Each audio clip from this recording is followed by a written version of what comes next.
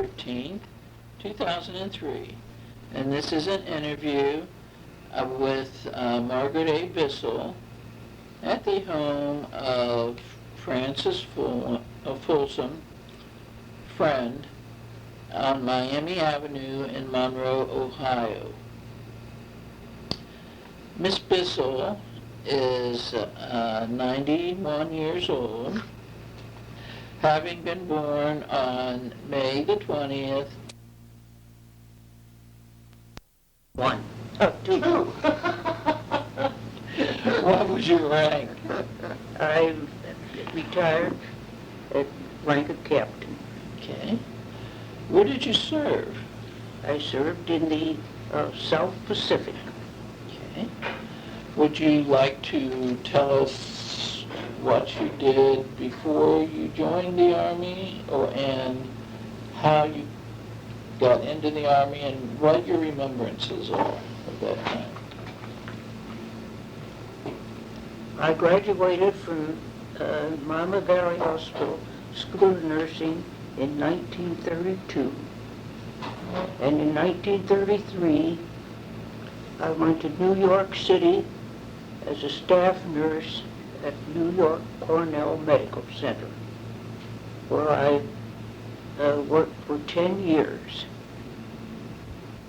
During that time, World War II broke out, and as I had always been signed with the Red Cross Nurse Corps, when the active, we'll make this up, when they were seriously considering activating, we were contacted to see if we would be willing to serve in the Army Nurse Corps. At New York Hospital, in World War I, they were activated as a 9th General Hospital. For World War II, that was reactivated, the 9th General Hospital, and those of us who signed up were assigned to the 9th General. And there was very little activity due to the fact that our enrollment in the Red Cross gave all the necessary information so that it was just a perfectly natural thing to do.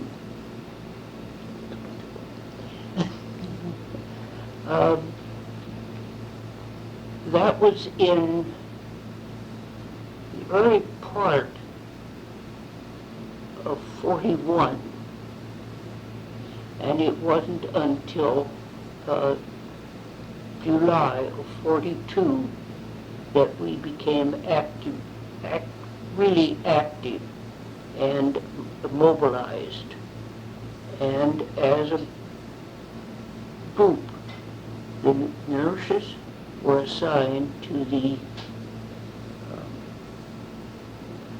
Station Hospital at Fort Devens in Massachusetts. And we were actively involved at Fort Devens for 1 year.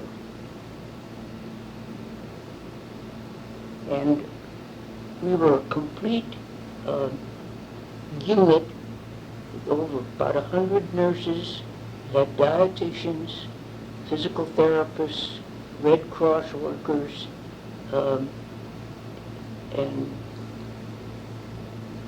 I guess that was about all made up the female part of the 9th General Unit.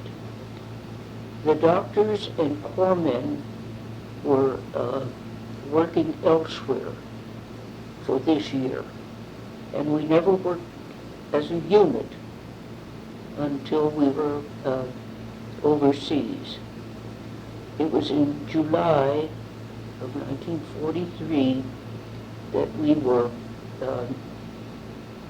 assigned and mobilized and started our trip that took us across the states, a 7-day train ride, eventually landing in San Francisco. And in a few days, we boarded ship. Because of the size of the unit, we were split so that there were two shiploads. And I was aboard a ship that at the end of our sea voyage, which was another 7 days, we landed in Townsend, Australia, and had the experience of a narrow gauge train ride from Townsville to Brisbane, where we joined the other nurses of the group. And we were stationed in Brisbane for about 3 months. And it was in January the 1st, in 44, that I started my trip north through the Philippines. And our first assignment was a little island called Goodenough. And there was the first time that we set up our own Army unit, complete, and had all our personnel together in one place. And we stayed that way for about three years, moving, I don't remember exactly how long we were in Goodenough, but it was a fair period of time, and it was entirely isolated, not a thing around, excepting our own personnel, and where the other enlisted men and so on came from, I really don't know. We also had exposure there to the natives of the area, and they were invaluable in their construction work that they did and the maintenance of the camp. While we were there, we had the experience of having I guess you'd call it a hurricane here, but at that time, tremendous wind and rain, and much of our installation was knocked down. Fortunately, there were no injuries, but we had to rebuild.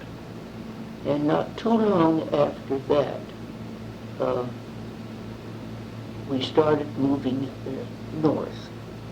Our next stop, as I recall, was to Hollandia, where again we built an entirely new installation. Everything was under canvas, all tents, but it was a complete military base. During all this time, we had definite work. We had patients. Where they came from, I don't know. We had very few battle casualties. The war was going on still north of us, but we had what happens in any community, illness, accidents, and there was plenty of work. I think our next stop then, or was at that time, that we'd have been together on foreign soil, let's say, for over a year, and we were gradually in small groups granted rest and recreation leave, and went to Australia for 2 weeks. All flying was done in military planes with absolutely nothing but the shell of the plane, so it was far from a comfortable ride, but nevertheless you got there. And we went to Sydney for 2 weeks. I don't know really and truly how many weeks it was, before we got back to our group, because we had to wait and do what we could, getting our own transportation. But we managed, we got back with the group. But during the time we were gone, the unit had moved from Hollandia to Biak, which was in Dutch New Guinea, way up the northern tip of the islands. And it was in Biak that we had our biggest and most active period of work. During that time, the war had moved ahead very rapidly. And one of the things that took place was the development and the improvement of the Air Force and air transportation. So instead of battle casualties coming south to units such as ours, battle casualties were then being flown across to Hawaii. So that again, we had very few actual battle casualties. We did have the experience of having a suicide bombing attack one evening. It was not, the hospital was not hit, but it was a movie group that not too far from where we were. So that we did have injuries as a result of that kept us active for quite a few weeks. Time passed. It was, you always had work to do. You were never standing around idle. Leisure time, you had free time, you found your own entertainment, and we had all kinds of activity to keep us from being completely bored. We could set up our own tents, do what we wanted to with them, plant flowers, which we did, and the activities of daily living kept us on the go. Social life, Officers Club was a very active place, and the one at Biak was particularly lovely because it was right on the water, looking out for the most gorgeous sunsets I think I ever saw. It was while we were on Biak that in April that the war ended. And then the question was, what do we do next? Many of the group returned home from Biak. However, I decided that I would like to stay a little longer just to see what comes next. And I moved to Manila in the Philippines. And there I was assigned to a station hospital that was not an active hospital, but the installation was at San Fernando, about, I think it's, I don't know how many miles outside of Manila. And it was from there that there was not much work, but you kept busy. And it was an interesting place because we had the opportunity to do a little traveling. And one of the places that we visited was Baguio, which was a resort area in the mountains north of Manila. And we had several very interesting and, may I say, fun times at Baguio, meeting an entirely different group of people than I had been with practically all the time I had been in service. But we had an interesting time. And I can't remember just exactly how long we were there, but I was discharged from the Manila base and came home. And I arrived home in January of '46, having again the pleasure of a train trip from, oh yes, we had to have the ocean voyage from Manila, and we stopped for a very short period of time in Hawaii, but we're not allowed, in Honolulu, but we're not allowed off ship. But one of the nurses on board ship had been stationed in Honolulu, so she was given special pass and went ashore to meet friends and returned with enough pineapple to take care of the whole ship. This was a hospital ship, so the accommodations were rather strange. No mess hall. We had a breakfast practically in bed, and our meals bedside. I think the trip was about a week, and we landed. We were in Fort Sheridan not Fort Sheridan. We were in San Francisco, and then the train trip to Chicago, at Fort Sheridan. And after a couple of days, then another train trip, and I was back in Ohio. And it was several months before I returned to Fort Sheridan and actually discharged. So, So about how many years were you in all in the service? I was in I always say 4 years. Mm-hmm. And 3 years of that was not full 36 months, but in the South Pacific, because there was definitely 1 year at Devon's, and then the other times.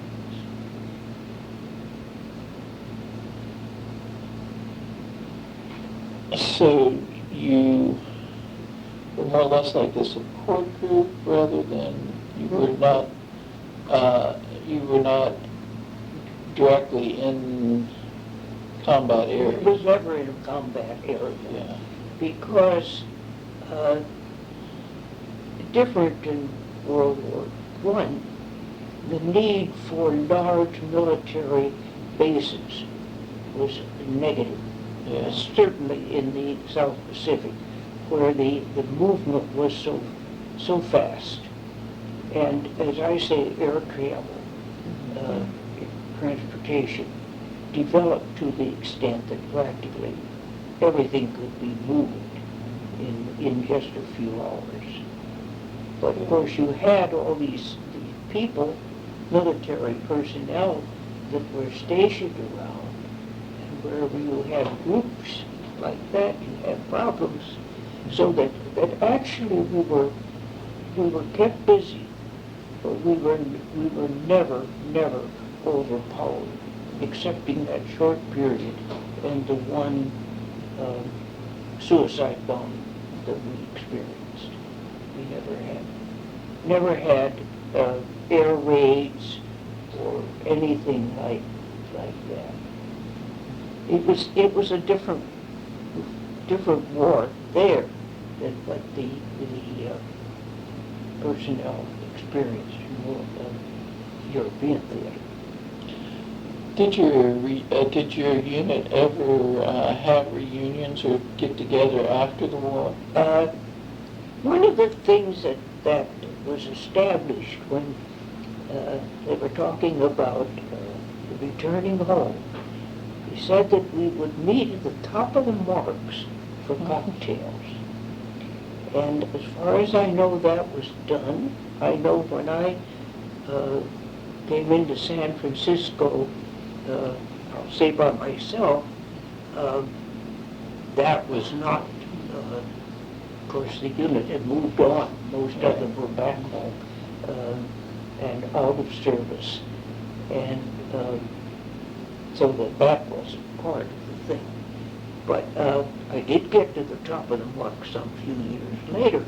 However, the group did establish a cocktail hour once a month at the Waldorf Astoria in New York City, so that those people that were in New York or the vicinity could gather there. And that went on for several years. And it was a couple of years later that I returned to New York, and it was still active then. I went to the Waldorf Astoria.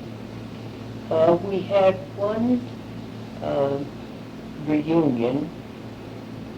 I think that was about 2 years later. At that time, I was working in Hartford, Connecticut, so that it was no problem to get to New York City. And that was a big, big party. But that was about the only one.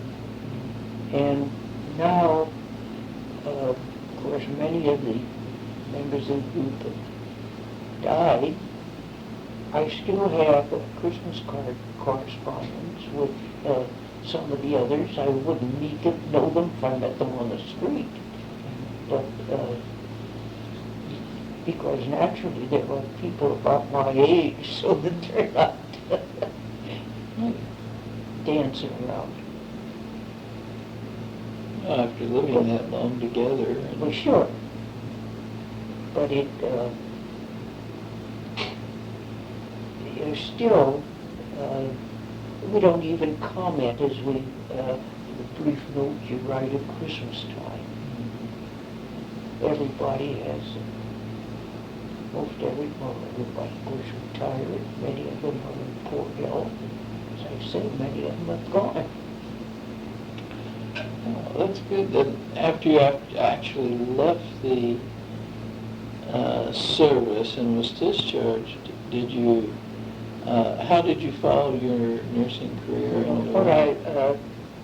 After I was discharged, I stayed in Dayton, and I went to the University of Dayton and received my bachelor's. Of course, all I had prior to that was the RN. And then I went to New York for a year and attended Teachers College. And it was while I was in Teachers College, Columbia, that I met and friend and was offered a job in Hartford, Connecticut. And I accepted that position as Assistant Director of Nursing Service at Hartford Hospital. And that was in 1949. And I went to Hartford, and I retired from Hartford in 1976, after 27 years of service. So I really haven't had a lot of experience, jumping from one job to another. Oh, that's wonderful. But that's it. And I stayed in Hartford for 10 years after I retired, and then I moved back to Ohio and actually came to Mount Pleasant Retirement Village. But I'm back with my family. And that's yes. That's what I was going to ask you, if you have... What family? My parents, of course, had both died before I returned permanently to Ohio. But You have brothers and sisters? And... I had two brothers. I'm the only one left of the family. But I have nieces and nephews in Cincinnati and Fairfield. It's a marvelous story.